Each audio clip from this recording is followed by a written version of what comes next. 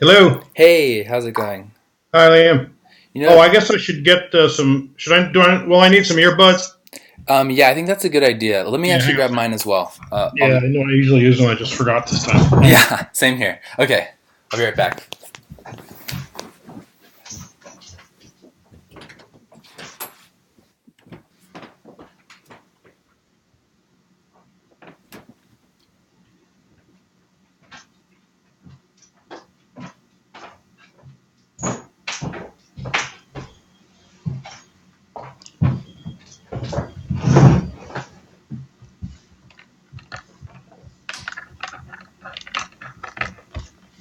Okay.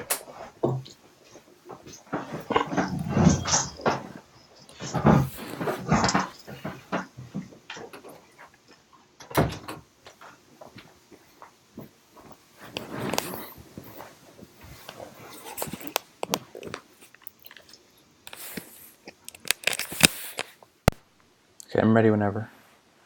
Okay, I hear you fine. You hear me? Yeah. Good. Um, did you want to do video or no?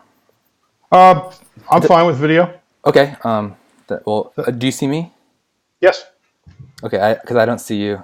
Oh, well, maybe I've not turned. Oh, I see. There you go. Let me see if I can move my angle here to get that picture out of the way that's hanging on the wall behind me. I'll have to turn a little bit. We're gonna see something one way or another. I don't see anything, so Oh, it's okay. kind of Oh, more all of a right. square. Yeah, it's not in Oh, there. maybe I have a wider. Okay. Yeah. Well, anyway, thank you so much for agreeing to come on. So I'm starting a new podcast, and Mhm. I haven't named it yet, so I don't know what I'm gonna call it, but I'm trying to get some episodes done, and so you're the first person to agree to come on, and so Okay. I really appreciate it. So Sure. Pleasure. in association with this podcast, I'm creating a libertarian organization, and Mhm. it's not like it's not like a maybe a traditional like nonprofit research organization. I'm not necessarily qualified to conduct research, but what Yeah. I am is I'm an entrepreneur, and Mhm. my goal is to bring in libertarian principles into the actual market and try and implement some things. Right now, I'm trying to research. I'm very interested in where people are making innovations in the private security sector. Like for instance, I don't know if you're familiar with the Detroit Threat Management Center. They're doing great work in No. Detroit, providing private policing, helping the community in a for-profit company. It's a really great thing. So that's one of my big inspirations. And so my organization, we're trying to basically research entrepreneurial methods in the areas of insurance and private security, and see if Mhm. we can actually implement some like anarcho-capitalist ideas in the current day. So Sure. that's just some background on me, and um, so now for my audience, which I don't have anyone yet because I'm just starting this. Mhm. This is Sheldon Richman. You are the former editor of the Freeman, and you are now, I believe, is it the managing editor at the Libertarian Institute? Executive editor. Executive editor. Okay, I don't really know what the difference is, but Just titles. okay, great. So my apologies for that mistake. No problem. You're also the author of several books. Would you like to plug anything right now? Oh, my latest one, which came out last year, is called America's Counter-Revolution: The Constitution Revisited, Hmm. which is a revisionist look at the Constitution. Yeah. Not a very friendly look at it. But I've written books on the income tax called Your Money or Your Life, Hmm. published by the other three books are published through the Future of Freedom Foundation. Uh, Tethered Citizens, Hmm. which is about the welfare state, and also I did a book on education. Great. So yeah, and I have ordered. I have your book about the Constitution. I ordered it. It shipped to my other house, so I Mm-hmm. haven't read it yet. I got it from the Libertarian Institute. It was like Mm-hmm. a when it launched. You guys were doing like a fundraiser, and you were Yeah. selling the book. So I'm excited to read that. I have not read it yet. So my first exposure to you was this talk that you gave about the free market versus capitalism, and I thought that was very interesting because before before hearing that, I had heard about what like left libertarians were. I went on the Center for Stateless Society's website, Yep. and I saw the tagline. It was something along the lines of like markets but not capitalism, and I was like, that doesn't make any sense to me. This must be some communists, and I closed it. Now I now know that I'm completely wrong about that, but that was my first initial reaction. And so I want to talk about that distinction in a bit, but first I want to get to a more fundamental discussion, because to me, what I love to do whenever I start talking with someone is I like to define terms. And since this is like the first episode, interview episode at least, of this podcast, I want to define some terms for people so that we really can have a firm basis of what we're talking about. So the first thing, I think, if we're talking about terms, I think the first question that's important to ask is what should we call ourselves? So I personally use the term anarcho-capitalist simply because I don't really know what else to say, and I don't think like in a lot of ways there's a lot of great criticisms of that word. I think that it makes a lot of sense in certain ways, like it's against government, and capital mean the privately owned means of the production. Okay, I get that. But it just doesn't seem like a great word. I know a lot of people like it, and I don't begrudge anyone for using it. But and I don't know if you call yourself an anarcho-capitalist. But anyways, I wanted to know, what do you call yourself? I don't call myself an anarcho-capitalist, and that'll result. That's the result of my having a. I don't like the word capitalism, which is something I guess we'll be discussing. Yeah. So I avoid that term. I don't mind calling myself an individualist anarchist, a market anarchist, a natural law market anarchist. Okay. I mean, it depends on the audience. I try to be clear and define my terms rather than just leaving something as with a label, because words are so easily interpreted by the hearer, person hearing it, who has brought a lot of his own assumptions and prior convictions to any conversation. So you can never really be sure exactly how someone will take a word. So no word's going to be, misinterpretation proofed. Right. I mean, so you just got to be careful. But I think there are good reasons to avoid the word capitalism, and I know that's been controversial among libertarians. They've criticized left libertarians for saying that, but that's how I answer that. I would that makes sense. So so you say like an individual anarchist or a market anarchist or something. Individualist, individualist anarchist. Yes, I'm sorry, that's what I meant to say. Yeah. So I guess that brings us to another question, which is, what is anarchy and what is an anarchist? How do you? I personally would say that anarchy is the absence of government, but then that creates another problem where you have to define government. Sure. So what do you, maybe you could define one or two of both of those words. Like what do you define as anarchy and government, and what's the difference?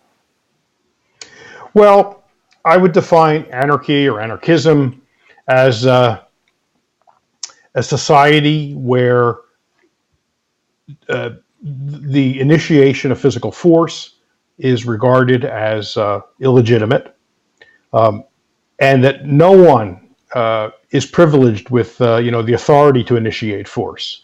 We could have a long discussion about what exactly is government. Sure. But one of the things government has in any society, and this is really not controversial in the sense of this being a true or false statement.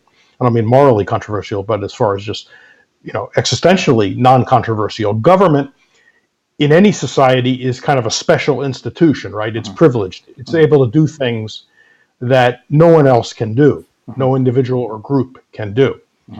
This is something that's beautifully brought out in Michael Huemer's book, The Question of Political Authority, and others have pointed this out. I mean, if I were to go door to door in my neighborhood and say, I'm taking up a collection of money for poor people or homeless people, and please give me, X percent of your income, 10%, 5%, whatever. And if somebody said no, and I said, you don't understand, you don't have a choice in the matter. I'm demanding that you give me the money. I'm going to do good things with it. That would be regarded in the community generally as crime, right? As a criminal action, as an illegitimate action. And the government, the cops, would come and arrest me, and most people would applaud that. In other words, there'd be general public support for my not doing that. They would see that's wrong. And yet government does that sort of thing routinely, and it's not resisted. People don't think it's wrong for the most part. And even if some people think, well, taking up money for the poor is wrong, but taking up money for police protection or the army or some other institution, the courts, that would be okay, even for people who don't like, say, want a welfare state. So if they want some kind of state, then they're willing to privilege a certain organization of people who are just people, right? They're just people. We don't believe in the divine right of kings. So what is this group that calls itself the government? Somehow it's gained legitimacy in most people's eyes. Right.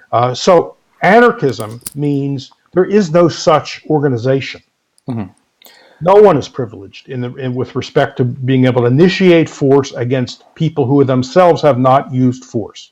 That's how I see really the essence. Right, and I like how you said we could go on for a long time talking about what is government. So I don't necessarily want to belabor this point too much, but I think it is interesting to get into a little bit. So let's think about, given that definition, what if there was someone named Robin Hood who goes around and steals from the rich or some select individuals, and then he gives to maybe the masses of people. And in that situation, obviously, I mean, in the current government, the government could tax someone and they could be unhappy with it. We still call that the government. So just because the rich people are like, hey, don't steal our stuff, doesn't mean that, I wouldn't refer to Robin Hood as the government, but yet a lot of people might be okay with that. How do you... Oh, sure.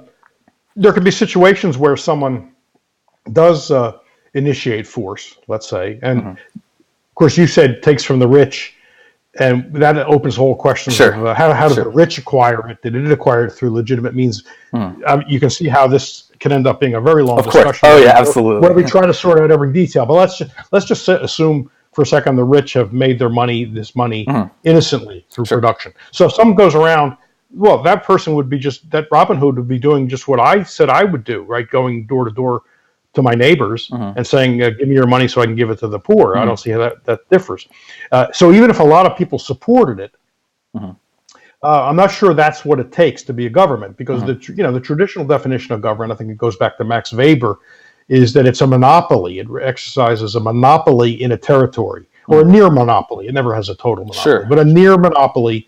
And certainly the monopoly on what's known as legitimate force in a territory. So I think we can distinguish, government from other things. There can be tough calls, borderline cases when you get into, I know some people say, well, how is a homeowners association different from a government? I think we can distinguish those things. But like in any case, with any concept, there can be sort of fuzzy boundaries, right? But I don't think those are really like serious problems. Yeah, and I'm an engineer, and so I'm trying to find the most precise definitions. But it's really true. Like, you can't. I personally can't think of any definition that really nails it down. It is very difficult. So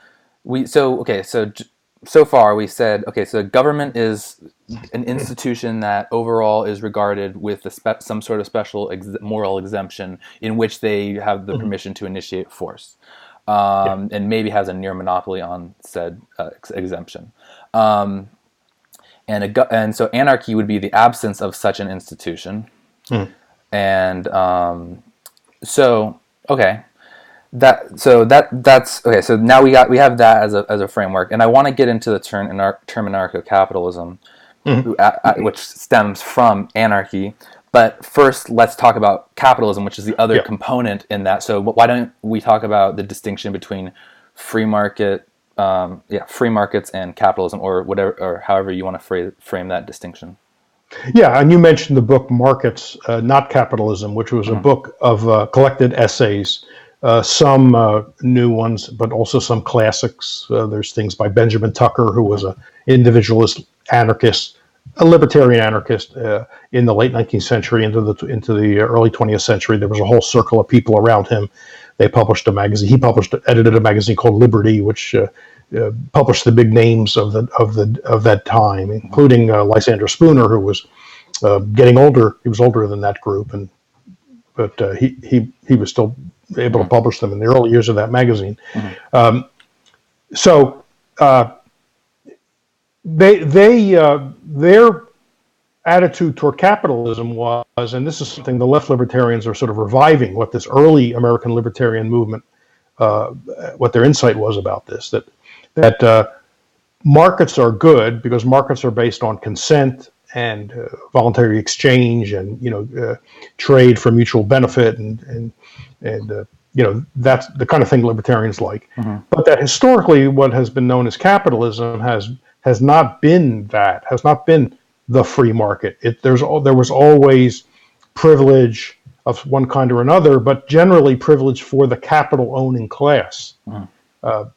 Now, we tend to think, our generation and people younger than my generation, so includes yours, we associate the word capitalism, and I did this, of course, also up until the last few years, as a good thing. We considered it a good thing. It was the word used by Ludwig von Mises and Ayn Rand and a lot of other of that generation of libertarians, right? The post-war generation, post-World War II generation. That's the word they used for free markets. But at the same time, they always said it was never perfectly achieved, right? You see Rand writing about capitalism, and on the one hand, she's praising capitalism while saying, but it never really existed. Mm-hmm. Except then she looked back at American history and tried to point out the benefits of capitalism. Mm-hmm. So what we left libertarians are doing, and what some of these early libertarians did, is to show that historical capitalism was not anything like the free market. Yes, the framework was market oriented, right? It wasn't central planning the way we think of, say, Marxist-Leninism. So it wasn't that. There were markets, but they were never free markets. Mm-hmm. Government and the most prominent class of in the country during those years, beginning with the founding, were the owners of capital. In the South, it would be the big planters, but in the North, where industry was beginning to, come along and grow, it was the commercial people, the merchants, the traders, and then eventually the industrialists, the owners of industries, and they always had sort of the inside track. They had the ear of the legislators. Kevin Carson, who's an associate of mine at the Center for Stateless Society. Likes to use the Marxist phrase that the state ends up being the executive committee of the ruling class, and the ruling class historically was in this country and England, let's say, with the Industrial Revolution, was primarily the capital owning class, the class that employed workers. Mm-hmm. So it wasn't a free market. So we wanted to and so for good reason. A lot of other people, non-libertarians, have a bad impression of the word capitalism. Mm-hmm. Now, a lot of libertarians will say, well, that's because Marx, used the term, was the first to use the term in a negative way, and so it was then eventually embraced by people in favor of markets and industrialism. But it's actually not true that Marx was the first to use the word capitalist or capitalism in a disparaging way. It goes back, the Oxford English Dictionary traces it back, and I don't know who exactly was the first. There are various theories, but one of the earliest uses of the word capitalist in a disparaging way came from Thomas Hodgkin, who was a hardcore libertarian anarchist of the early and into the mid 19th century. He was one of the founding editors of The Economist magazine. He was a mentor of Herbert Spencer. He was pro private property, but not through privilege, but through natural, sort of the Lockean method of homesteading and peaceful acquisition. And he was a critic of the union of the capital owning class and the state. And he understood that they kind of drove the system, and it was legislation tended to be what was good for them, to the detriment of people who had to work for them. So that criticism begins with are people that we would regard as libertarians. It doesn't originate with the Marxists. So that's really interesting. So if you had asked me what capitalism means, I would say it's the private ownership of the means of production. Mm-hmm. But kind of what you're saying is that the way it was originally used by a basically libertarian person what it was, the term was used to refer to the capital class who was in cahoots with the state. Well, that's certainly what people were pointing out, Okay. beginning in the early 19th century with people like So, Thomas Hodgkin, and but then proceeding through the group that I mentioned, Benjamin Tucker and that group. right, They would have denounced capitalism while praising free markets. right. So like, but I think what a today 2016 libertarian might say to that, or 2017 right now, libertarian might say about that is that capitalism is the private sector ownership of the means of production, and therefore, if they're working with the state, that would be something along the lines of crony capitalism or corporatism or whatever other word they want to throw at that. Is it? I guess, does that like, what do you think about that criticism? Well, private ownership is not enough, though, from a Right. libertarian standpoint, Sure. because you could have private ownership, but nevertheless, the owners are working hand in glove with the state to get various kinds of favors, and we could go through the types of favors they got. So, in other words, it's not enough to say private ownership. Yeah. We need a separation of state and property, state and economy, state and ownership, and that's where what we didn't have. We didn't have the separation. Right. Sure, it was private, not just nominally. It was because the government did not dictate like all the terms, right, of use of property. It didn't always tell you what you could charge. I mean, we had periods of wage and price controls, but generally the government wasn't dictating prices to private owners or dictating terms of production. What it was doing was passing various kinds of privileges, which gave an advantage to owners of private, quote, private owners of capital, to the detriment of people who didn't own capital. And we could talk historically about how the class arose in the first place. I mean, Carson has done a lot of good work on this, about how in England you had peasants thrown off common land, right, through various parliamentary acts of enclosure, but even going back earlier to Henry VIII, where he confiscated lands and distributed it to friends, cronies and noblemen, which helped to create a working class that didn't own capital, and they had very little choice but to go to work for the factory owners as factories came along, because they were closed off from they were thrown off land. They were denied sort of customary, long-standing rights to use common areas and things of that nature. So we didn't get a natural evolution where this ownership class arose, and the rest of us, thank goodness, could go to work for them. I mean, that's the way the story is often told by libertarians, Mises and Rand and others. Like, we should be grateful to the factory owners, but historically, if our ancestors got thrown off the land and had little choice but to go to work for them, then that puts a different light on the whole history. Yeah. So this is what left libertarians, and again the Tuckerites, tried to teach. There's another thing about the word capitalism which should be bothersome. It seems to privilege capital in its very name, right? Capital is not the only factor of production, right? Traditionally, we say there are three factors, right? There's land, labor, and capital. Well, why do we name the system after capital? Why don't we call it laborism or landism? Right. What's special? It's all special. So why do we say, why do we pick one out? And as early as, the mid 80s, there was an article in the Freeman, which I only in the last few years found, but I wasn't aware of it, and just by searching found it, by Clarence Carson, no relation to Kevin Carson, who was a historian and who published very often in the Freeman. He was a fee guy, right? Fee being the Foundation for Economic Education. Right. He was one of the regulars. If you go back and look at the early, 50s and 60s, if you look at and into the 80s, if you look at the old issues of the Freeman, you very often saw chapters of forthcoming books by Carson. So Carson was never be regarded as a left libertarian. He was a good sort of fee mainline libertarian, but he wrote a book called, I wrote an article called, I think it was called Capitalism, Yes and No, and he pointed out all the problems with the word. So I don't want to make it sound like it's just a semantic matter, but semantics are part of it. Yeah.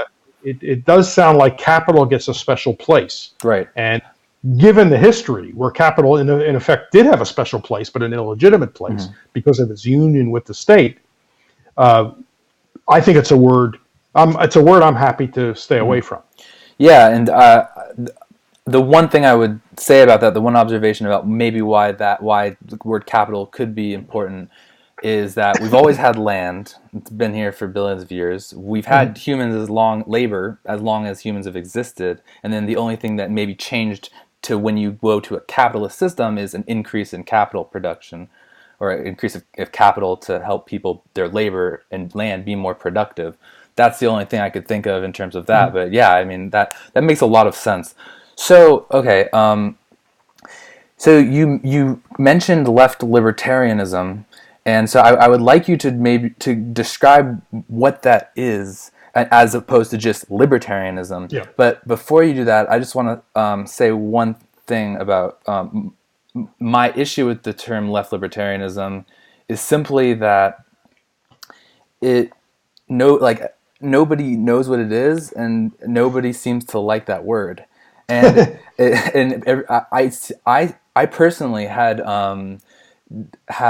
debated a long time ago lots of libertarian socialists, and they would always talk about how they were the original libertarians, and I guess also some left libertarians call themselves socialists or something like that. But this was like a Marxist kind of socialist, and so I thought left libertarianism must be a libertarian who is on the left, meaning kind of more Marxist. And furthermore, you say that the word capitalism has been basically destroyed by all this terrible history. Hasn't the side, the left, also? I mean, I know historically there's been good stuff on the left, but then in the 20th century there's been terrible stuff on the left. Oh yeah, sure. So hasn't that been destroyed? Isn't there a better word than left libertarian? Well, of course, when speaking for myself, and I know my colleagues do the same, but I won't speak for them. When I use the term, I try to use it I try to explain what I'm doing. If I'm giving a talk to a group, or if I'm writing about it. In fact, I did an article actually in the American Conservative, of all places, explaining what left libertarianism is. The reason there's some grounds for that, I realize that libertarians like to say, no, we transcend the left and right. The left and right is bankrupt because it's phony, right? It's phony to the detriment of liberty, because you have the left isn't for full liberty because they want liberty in some areas but not in others. The right doesn't want liberty in some areas but will accept it in others. And we, since we're for liberty across the board, we transcend the left and right. And that would have been my position in the last few years. But I think there can be value in presenting it this way, because for the very reason you kind of described, it can get attention and get a listen from people who might otherwise, because they say, oh, what could that possibly mean, left libertarianism? And it may give you an opening to describe it. Now, we have historical grounds for this as well. The left and the right, those terms go back to the post French Revolution, and where the legislature was divided left and right. And on the right, you had the defenders of the old regime, or the people that wanted to revive the monarchy. And on the left, you had the radicals who didn't want the monarchy to be revived. And they themselves had their own divisions. They didn't take one, they were not of one mind, but they knew one thing. They were forward-looking. They rejected the conservatism of the old regime, the monarchy, divine right of kings. They wanted none of that. And among the people sitting on the left in that assembly was Frederick Bastiat, because he spent time as a member of that assembly, the legislature. He sat on the left next to Proudhon. Now, Proudhon is often regarded as anti-libertarian because he, once said property is theft. But he said a lot of things. He also said property was revolutionary, property was a bulwark against tyranny, and he was generally pro-market. Mm-hmm. And he was an anarchist, maybe one of the early people. First, I think some have claimed he's the first person to call himself an anarchist. But he wasn't a revolutionary; he was an evolutionist. But he was generally for free markets. Now, we would disagree with him, and Bastiat disagreed with him on some points of economics. Like, he thought that in a truly free market, interest and profit and probably rent too would disappear, not through force, not through prohibition, but just if you have really free competition, those things would disappear. Bastiat argued against him at length that interest would not disappear, that those were actually natural features and perfectly fine features of free association. So they had lots of differences, but they agreed that they were liberals in the sense they did not want restoration of monarchy. They didn't want that kind of tyranny.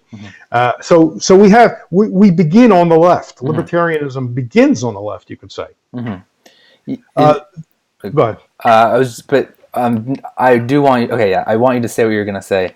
But just my one qualm with that is that it may have been what was then referred to as the left, but now that's not really what people mean when they say left wing. I believe like a more current definition would be something in like along the lines of an ideology which values equality as one of the highest aspirations, or something along those lines, as opposed to historically what ideology is in line with the left side of the revolution. Well, but equality was always a concern of the good guys on the left as well. It depends on what kind of equality we're talking about. There can be many kinds of equality, right? Right. You can demand material equality, where everybody has the same income or the same amount of wealth. But there are other forms of equality that libertarians have embraced, equality under the law, for example. Right. But even more fundamentally, and Roderick Long has written about this, who's a great left libertarian, equality of what he calls equality of authority, which he finds in John Locke, meaning that everybody is equal in authority, and that's just another way of saying no one owns anyone else. No one can legitimately initiate force against someone else. So everybody is equal in that sense of equality of authority. Right. That is a pillar of radical liberalism, another term we might call libertarianism, radical liberalism. The libertarians of the early American movement that I mentioned, beginning in the 19th century and then into the 20th, with Spooner and then Tucker and all the people around Tucker, regarded themselves. I don't think they used the term left libertarian, but they regarded themselves as on the left. I mean, they were aligned with socialists, the way you think of it, not so much state socialists, but well, no, even state socialists, but they were members of the International in the early days. I think eventually they got kicked out because the people running that then didn't like the pro-market people. What is but the they International? saw themselves on that side. Well, the Socialist International, the worldwide group of socialist thinkers and activists. Okay. So they saw themselves on that side, and the reason there was an overlap of concerns. They were concerned that labor was disadvantaged in the system that prevailed. Again, the alliance of capital and the state.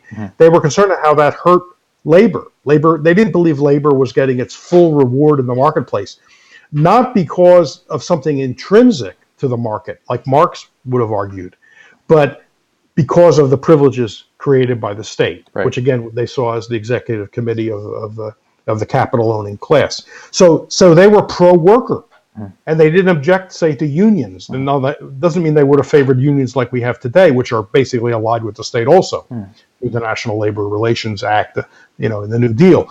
But their concern was labor, and their concern was with minorities that were excluded and kept out of the economic mainstream.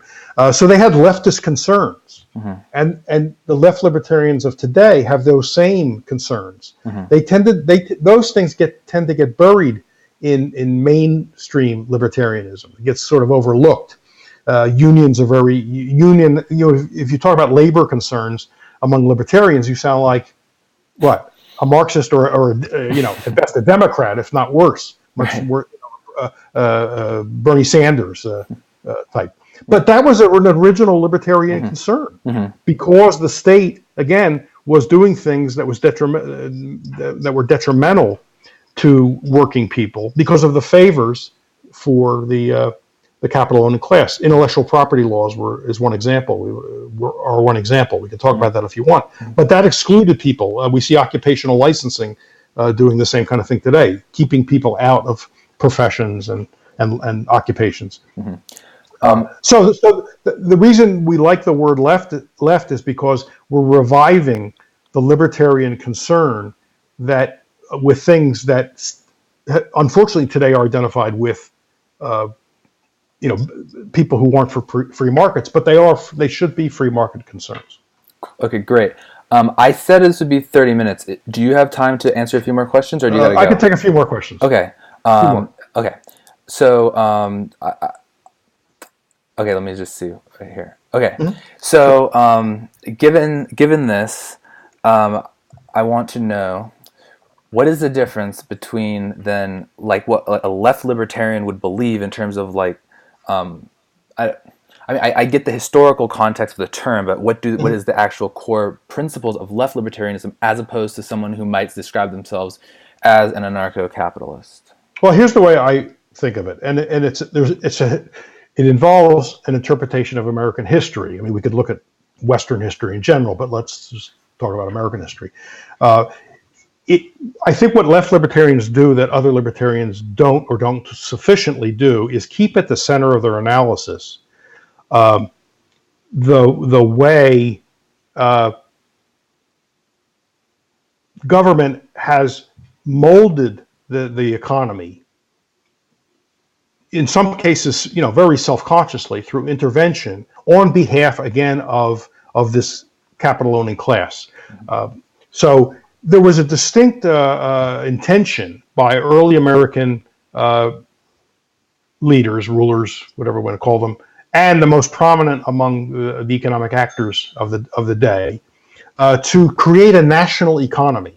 Right, we went from the Articles of Confederation, this relates to my book, which was a collection of states with a very weak central government. I would call it a quasi-government. It didn't have the power to tax. If you read the Articles of Confederation, there's no power to tax and no power to regulate trade. Two key things that we were talking about. What's a government? It seems to me that those are two defining traits of government. So this was really a quasi-government. It existed on taxes, but it had to go to the states, right, to get the money, and the states taxed. But it couldn't directly tax, and it could not regulate trade. Once the Constitution comes in, part of the motive for the Constitution was to give the central government the power to tax, the power to regulate trade, in order to create a national economy and a world player, a player on the world stage.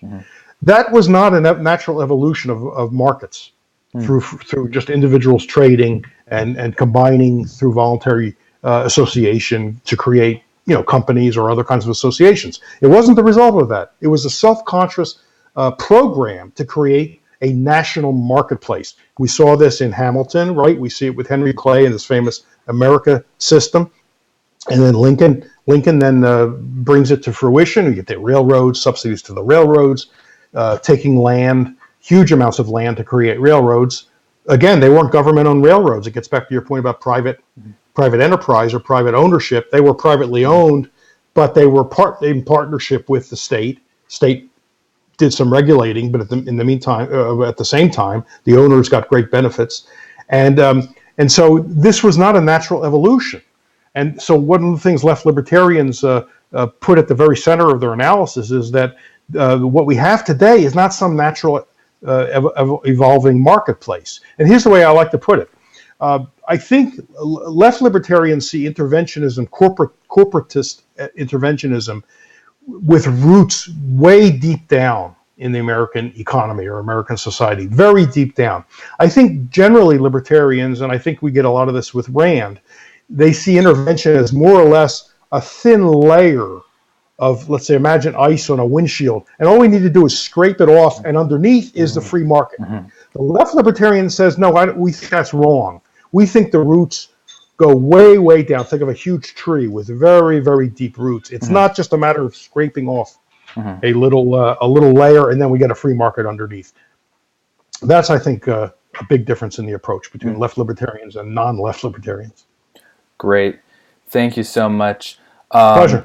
I really appreciate you coming and answering my questions, and I'm sure this will turn out to be a great episode. And it's a great way to start off this podcast. Such a distinguished guest, and yeah, I really appreciate it. And I'd love to have you on again. I have a huge list of questions, and we didn't get to half of them, so it'll be. I look forward to interviewing you again. No, do a follow up. Let me know. Let me know when. You know where to find me. Yes, I do. You're very good with email.